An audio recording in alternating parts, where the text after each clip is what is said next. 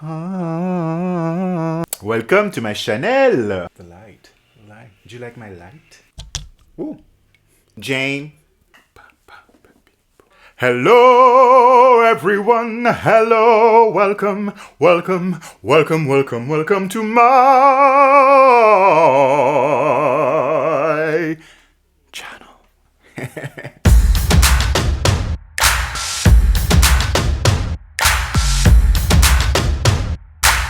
Hi everyone, welcome to my channel. My name is Pascal. I sit down in my apartment, I drink tea, and I make videos for YouTube. Grab a drink, grab a snack, and let's talk. Today we have a very special episode. I wanted to talk about a TV show that's very well received by the critique and people, but it's a bit polarizing to me.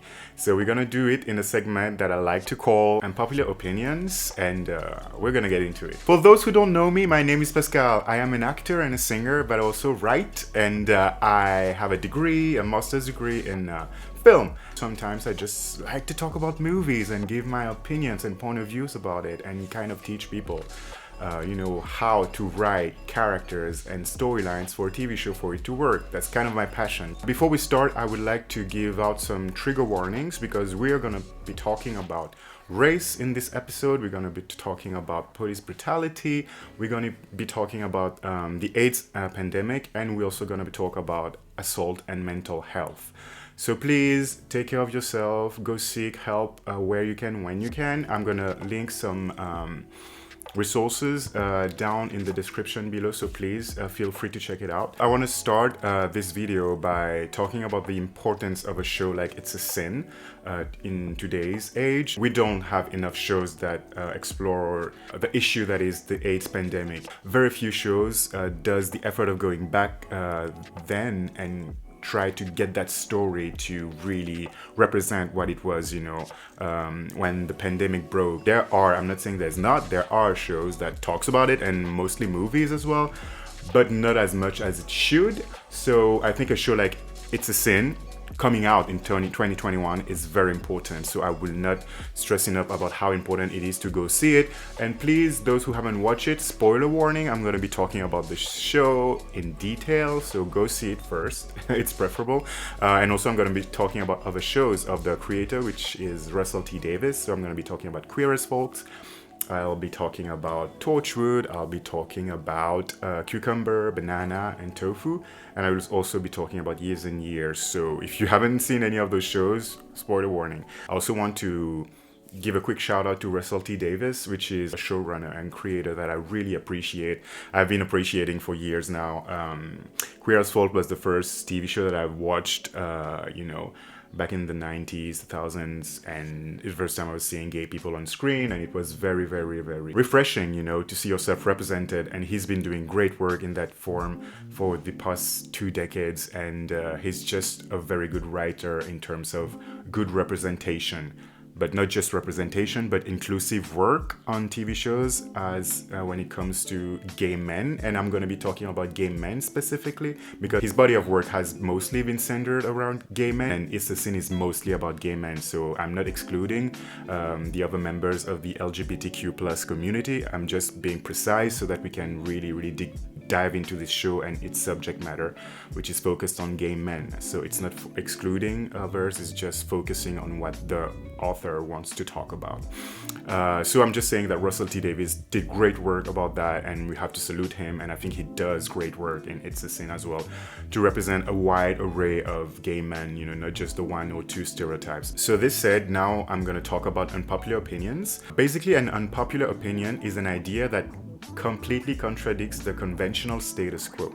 So basically, it's an opinion that it's not accepted by a lot of people. By saying this, it already infers that a lot of you people is not gonna agree with what I'm gonna say. Maybe it's gonna think that I'm nitpicking or going too far into the race analysis of things, but well, that's my opinion. I don't expect you guys to agree with me. That's not the point of the video. It's just me as a critique and also as a black gay man kind of watching something and seeing the flaws of it above the quality of it and the importance of it, because I think that's what makes a writer and a creator grow. If we don't really touch on those subjects and just treat it as something that is untouchable because it's so important that, oh my god, we just have to say positive thing about it, we will never be able to have quality and good, effective content that is very inclusive and represents, you know, equity and all that. Because I think it's through not criticism, but through pointing out the flaws and trying to better yourself, that's how we get better work.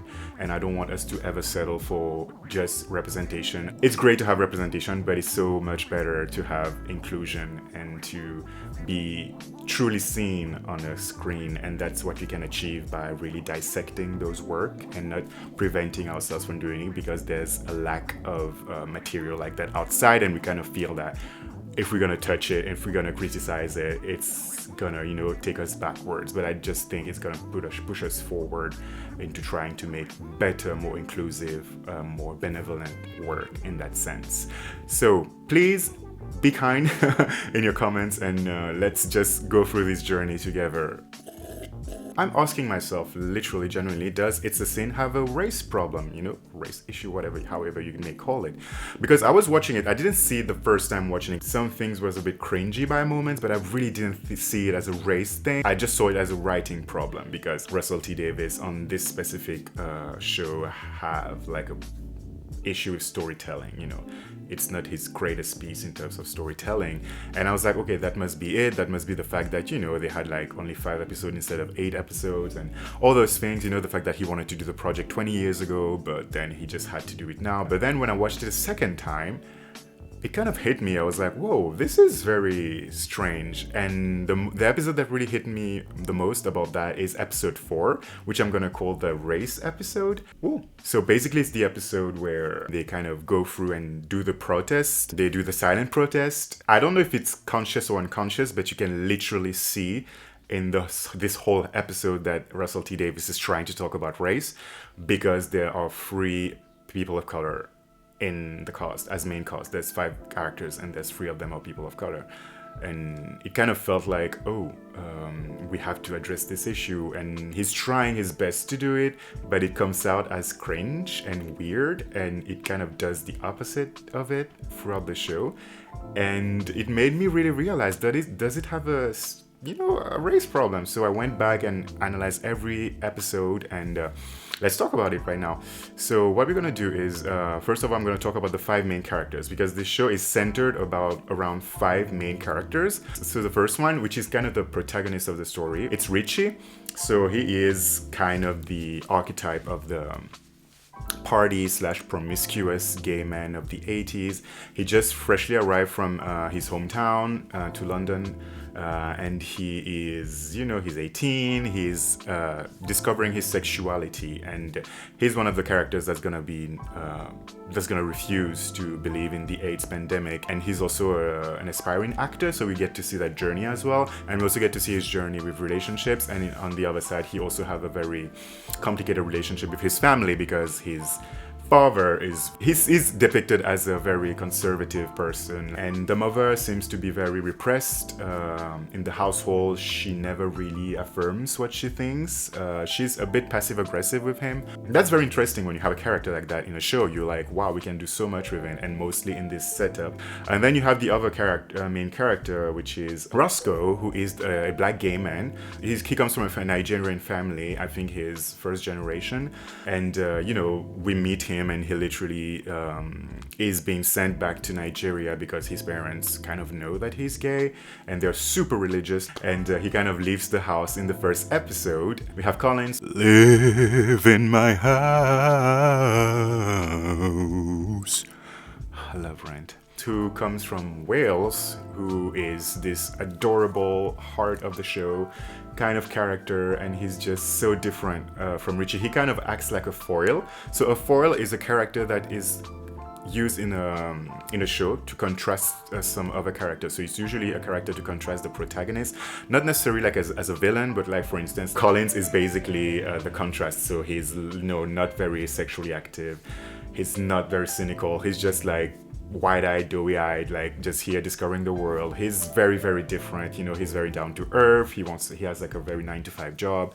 He's a good foil to Richie, and he's one of the best characters of this show, hands down, we have to say. And then you have Jill, who's Richie's best friend. They meet in the first few minutes of the show, and she also is an actress. She is the only main character that is female, cisgendered, and she's also straight. And she's also black, she's biracial, so, I'm like, okay, that's a very interesting thing to do, it's in the 80s and all. I was like, that's very promising. And then you have the last main character, which is Ash. So he's biracial too, and he's South Asian, and he's kind of the handsome guy of the band, and he kind of acts like a love interest for Richie throughout the whole show.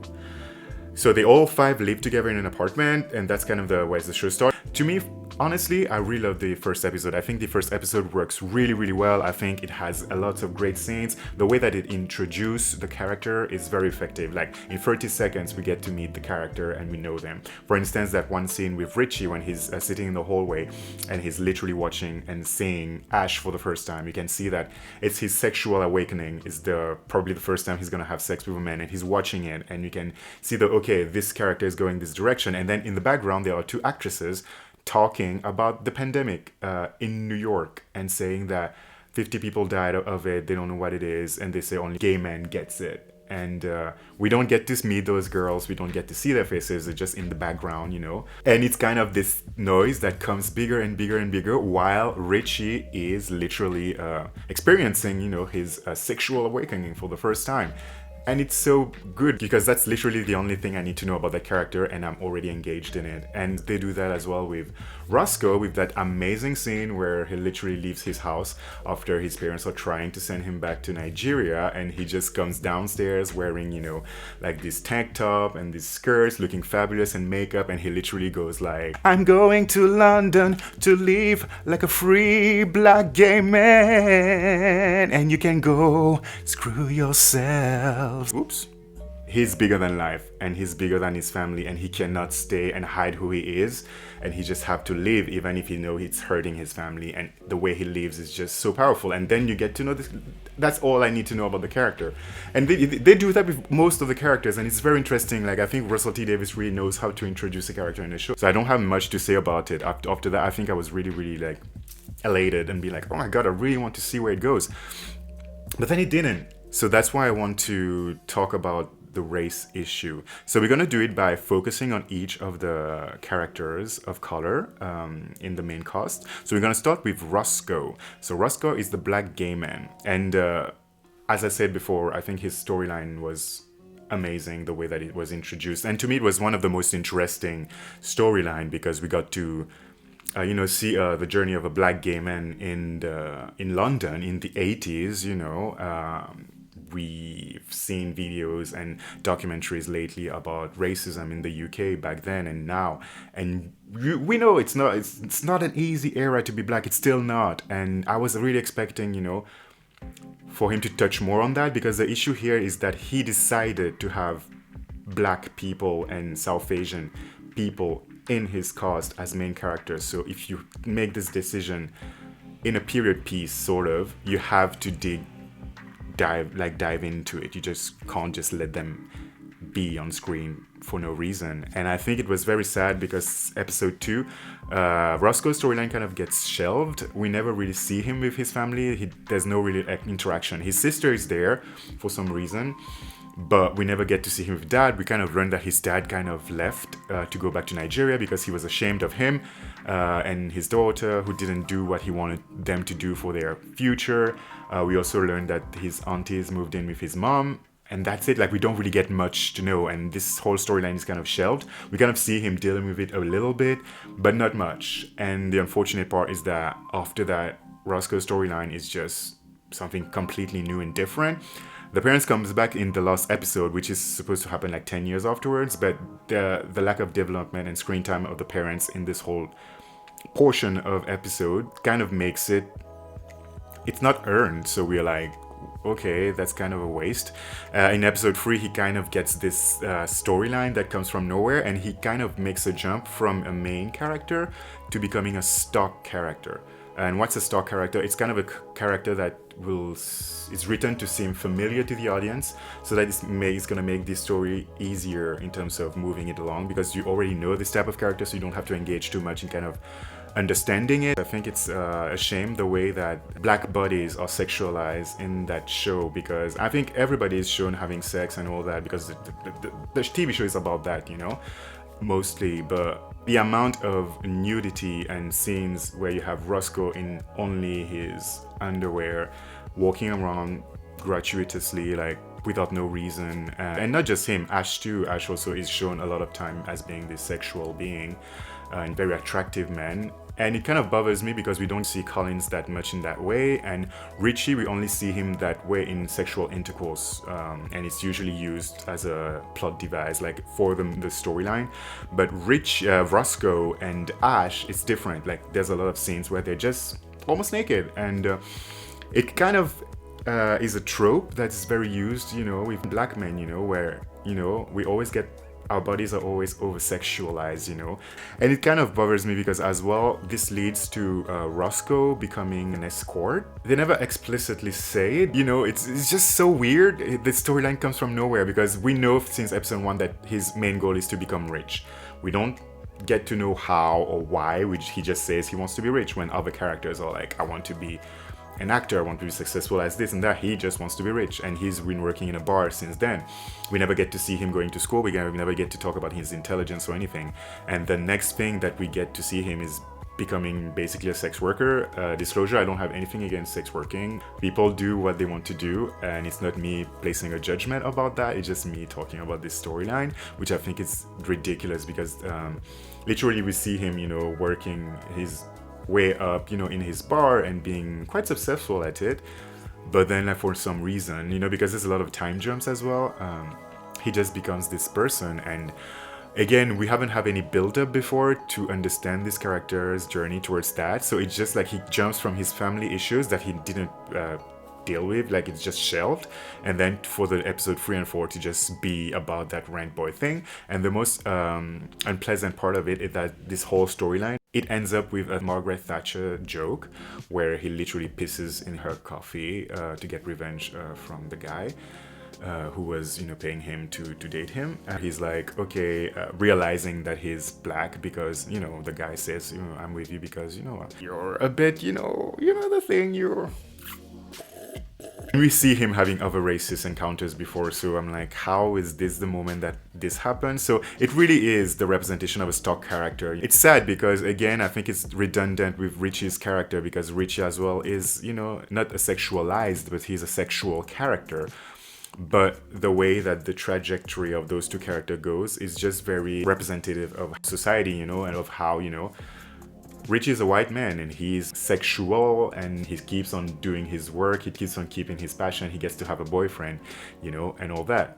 But Richie on the other side, he just doesn't get that storyline and he just ends up weirdly becoming a sex worker for no reason for like 2 episodes.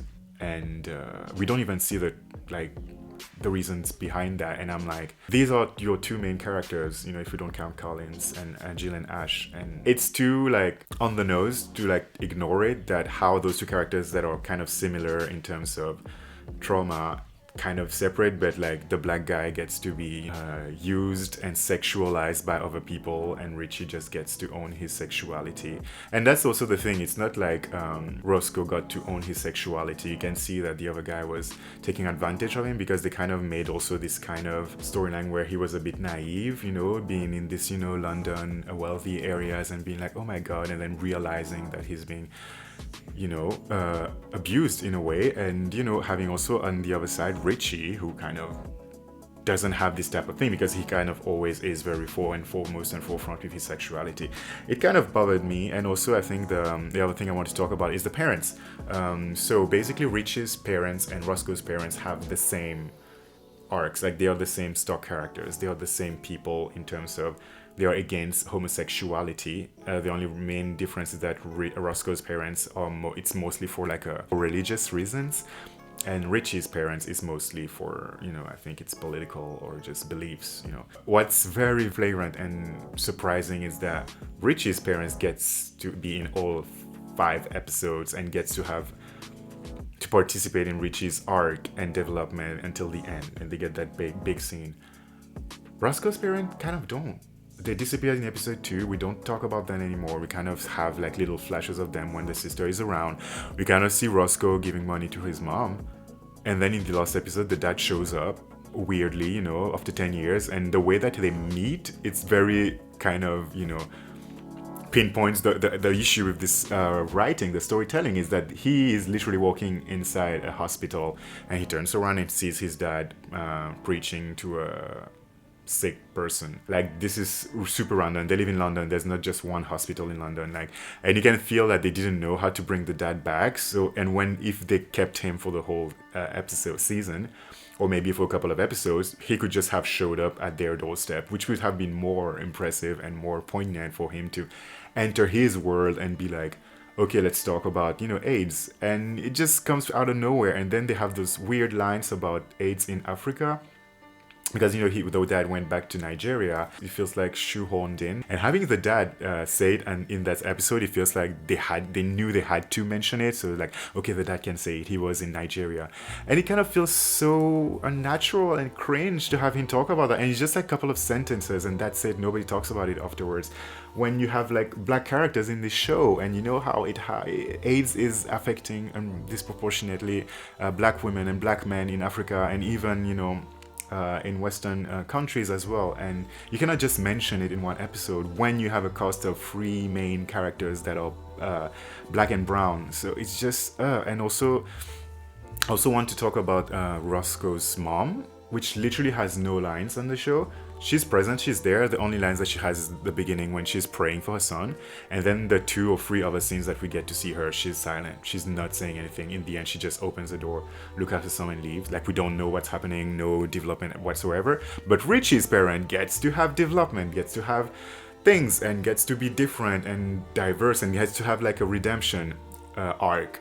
Roscoe's dad's redemption arc is off screen. We know he went at the beginning, he was against it. He went to Nigeria and comes back. He's changed, but we haven't seen it on screen. And then, of course, it's ineffective in the last episode. It doesn't pay off well because we don't care, because we haven't seen it, and you can't have something as important like that happen in the background and then expect us to have response to it.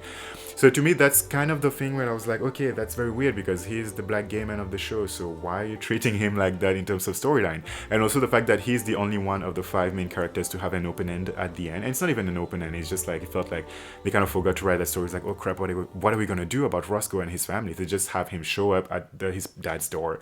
His mom opened the door, looks at him, and goes back to the kitchen, and the dad comes, and cut to Richie's scenes, and I'm like, okay. So that was my focus on Roscoe's character. Moving on now to Jill, which is another issue. I need tea for that. It's honey. Sorry, dripping. Ooh. She has no storyline. She subsequently becomes an actress in the show. She's biracial. We get to meet her parents briefly. They as well doesn't have any storyline or personality or whatsoever apart from being kind and nice. Literally, that's what we will consider as being a static character. It's not, because you have another character type, which is the flat character. I don't think Jill is a flat character because she kind of brings in something to the show, but I think she's a static character, which is kind of a flat character, but she never changed throughout the storyline. She stays the same from point A to point B. The only use that we have of her throughout this whole journey is to be us inside the show. So she's the one who's gonna go and get information about AIDS. She's the one that's gonna go and get the necessary tool set and knowledge to be able to help her friend, and by her friend I mean her white friend, because she never really helps Ash or Roscoe. So that's mainly her purpose in here. She's kind of a martyr. We don't know anything about her sexual life, not that we need to know that. And I know there was a lot of women in the 80s, you know, that kind of had that role, had that part. And I feel that when he wrote the story, he kind of wrote her based on someone that he knew or met, or someone in reality. But the thing is that he didn't give her the personality of that person. He just gave her the role, the purpose of that person. Having a black woman doing that, when I saw that they cast a black woman in that role, I was like, wow, great, we're gonna have like, a black lead, and it's great. And she's biracial as well, in the 80s in London. That's a lot of questions. That's a heavy, subject. But they never really delve into it. It's just her. She's just there. She's used sometimes as a plot device as well to kind of convey a certain emotion. For instance, the whole protest scene where, she gets saved in the end from police brutality by Richie, his white friend. And there's no consequence whatsoever afterwards, the fact that Richie assaults a cop in the 80s in the UK. It screams a bit of white saviorism, and she was used for that device, and I'm like, no, Also in terms of career, she started, and it kind of mirrors what's happening with Roscoe and Richie in terms of the depiction of their sexuality. It's the same with Richie and Jill, because they're both portrayed, and they start out as actors in an acting school. Richie gets to dive into his character, he gets to do audition, gets to question himself about which type of he gets a very interesting storyline in terms of acting. As an actor myself, I really enjoyed his storyline because it was very true. But then Jill doesn't get that. We just see her like in episode 2 or 3, I think it's episode 2, helping one of her friends as usual, caring for them, and then next scene she's doing Les Mis. She's in freaking Les Miserables. How didn't we get to spend time with Jill in this journey of, booking one of the biggest shows? And I know I'm talking about it in the 2020 and 2021, where now the show is big, but it was big back then as well. It was certainly in West End. It's not just a show, it's a steady paycheck for you. I think she mentioned Shanice like once to her parents, but we never get to see her journey. And also she's a black woman. A black woman being in Les Mis back then wasn't that common. We don't get to see these nuances, and we just get to see her, she has a job, and she doesn't even seem to be like enjoying the job. She just goes there, and the most of the time she's just working for the cause. And it's great if you want to have this type of character, but then get her a storyline, a personality, something that would get us to care about her more than just, okay, I need information. Jill's here, she has her pamphlets, she's gonna tell us everything. She's literally a living pamphlet the whole show, and it's just sad. And I think black women deserves more on screen, and that's not good inclusion, that's not equity, that's not equal, that's just representation. And it's sad, because he had the opportunity to do something great with that character.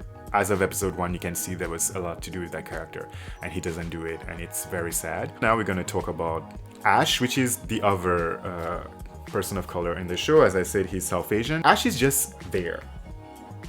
Like, he's just there the whole show. He's there. Like,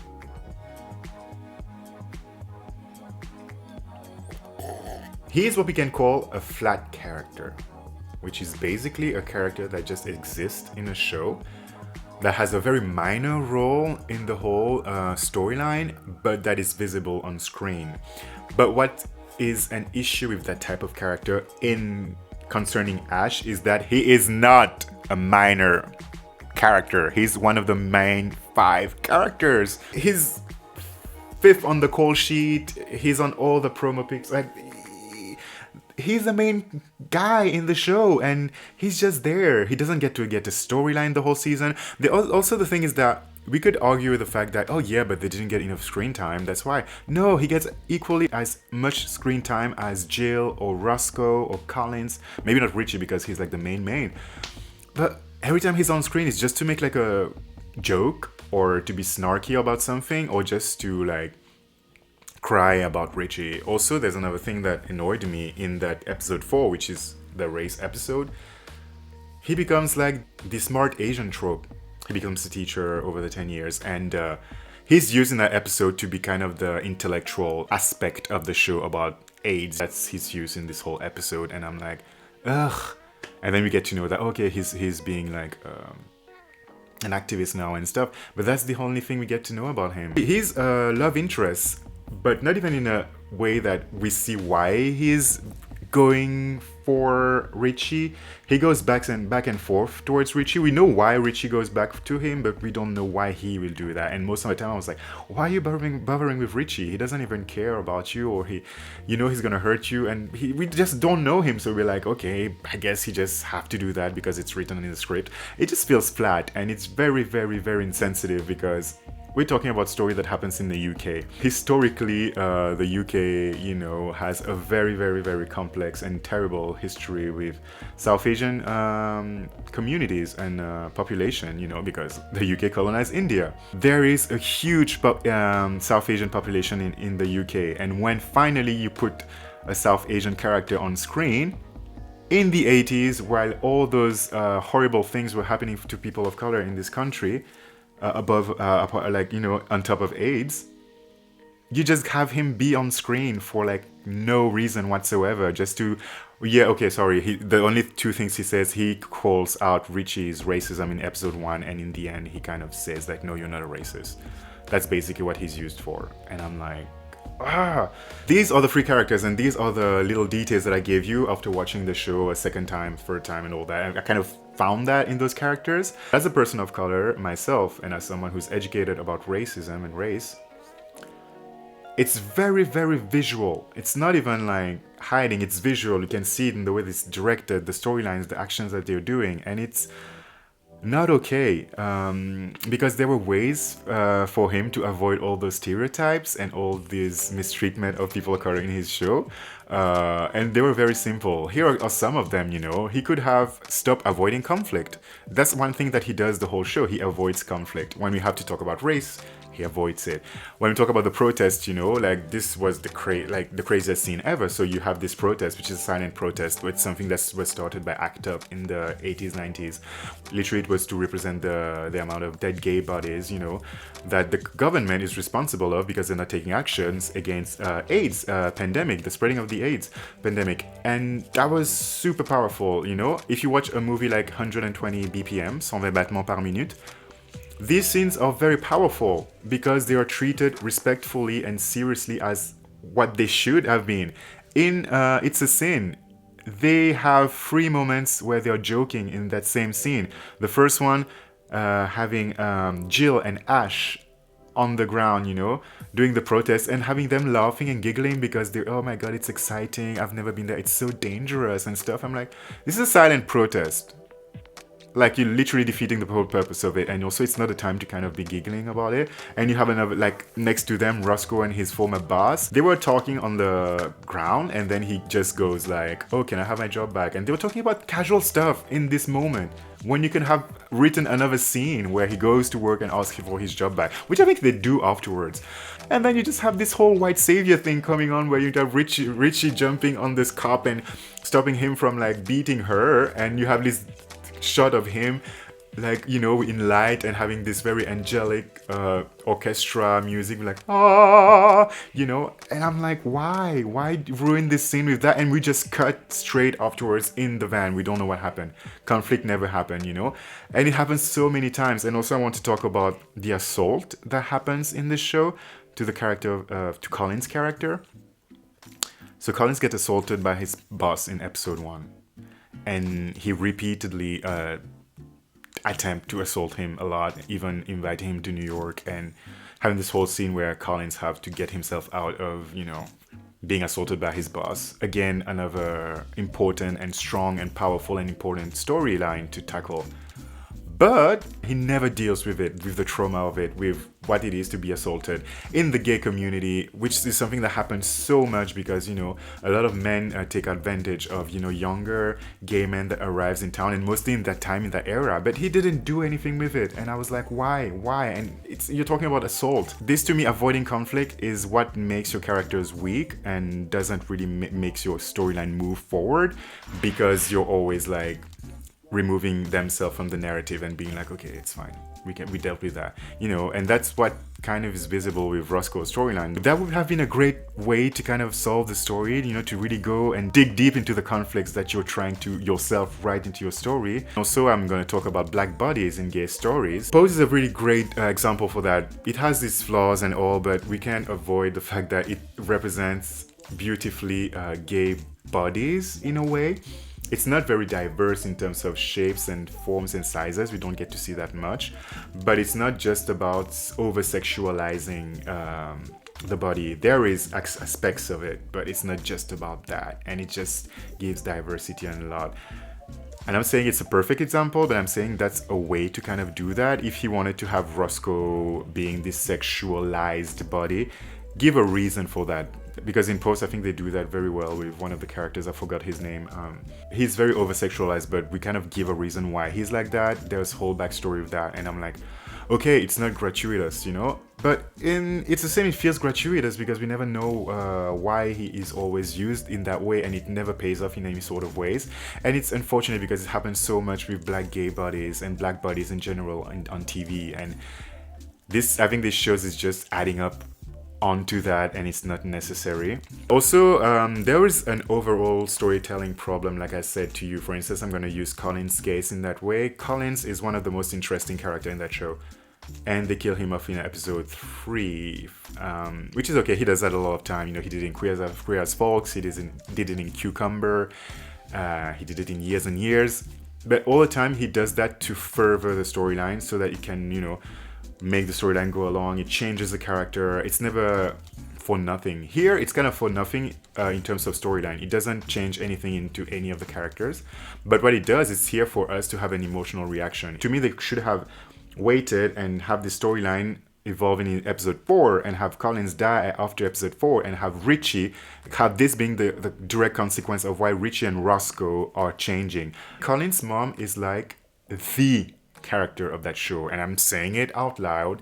We don't get to see enough parents like that in gay stories because most of the time, unfortunately, you know, we get to see the parents that are conservative, that are hating their son because of that or rejecting them. But, you know, in reality, you have a lot of parents that are accepting that, you know, it doesn't have to do with education or not. It's just sometimes just have to do with love, you know? To me, she should have had this scene in the hospital in the end with Richie's mom, because they already built her for that the whole season, and then we don't see her anymore, you know? And I'm like, why? This is so silly. So it's just, to me, a whole issue with the storytelling. Like, he wanted to tell a story, but he didn't do it in the way that he could have.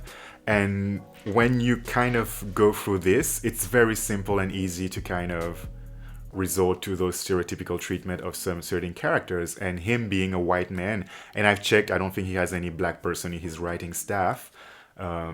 It's very easy to resort only to this technique with the characters of color or people that is not in his minority group, because it's the thing that maybe he knows less. It feels, again, as another yet gay but still cis white male story, you know, because it is Richie's story in the end.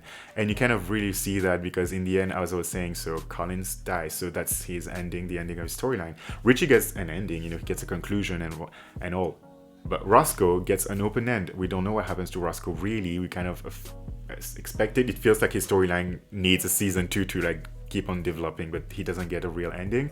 And Jill and Ash doesn't have storylines, so they of course don't have ending. You know, can't end something that doesn't exist. But the only use of them in this last episode is Jill representing us by, you know, reprimanding Richie's mom and saying to her what we as an audience would love to say to her. So she's used as a tool to better end Richie's story. And it's the same with Ash, because Ash is like the romantic interest kind of emotional part. So he's the one who cries the most in the end. And the both of those characters of color, a woman and a South Asian gay man, are used to further the storyline of the white man. And that's not okay. And I don't think it's conscious from Russel T Davies to do that.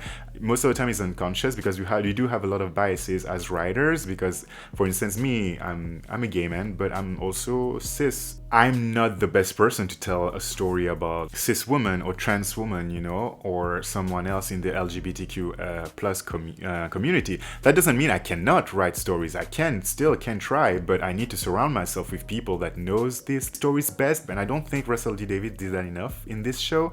And it really shows how important it is to have POC in the room when you make decisions, or black writers or South Asian writers when you're writing shows, where you have 3 of your main characters being black and brown, you know, because here it just feels like, you know, they were just here to support the 2 of white male of the show, and it's just unfortunate for a show that's talking about minorities being the gay community during the AIDS pandemic. The show is very important. You have, people who haven't watched it, again, I hope you didn't watch this video because it's a big spoiler, but I really hope you go and watch it, and I think it's important. We need that show, but I also think that it didn't do a great job in terms of inclusion and equity, in terms of, people of color, black bodies, black queer bodies, and South Asian representation and inclusion in a show. They were just represented on screen, and that's unfortunately not enough now, and he could have done better. Please give me a thumbs up if you like this video. I put a lot of research and time in it, and let me know, because that's the only way I can know if you guys liked it, and then I'm gonna try and make more videos about that, about my unpopular opinions. So yeah, and comment below and tell me what you think. Did you think the same thing and all that? Subscribe to get the latest update about my videos. I love you guys. Please be safe, take care of yourself, drink some tea. See you very soon. Much love. Bye. Bye.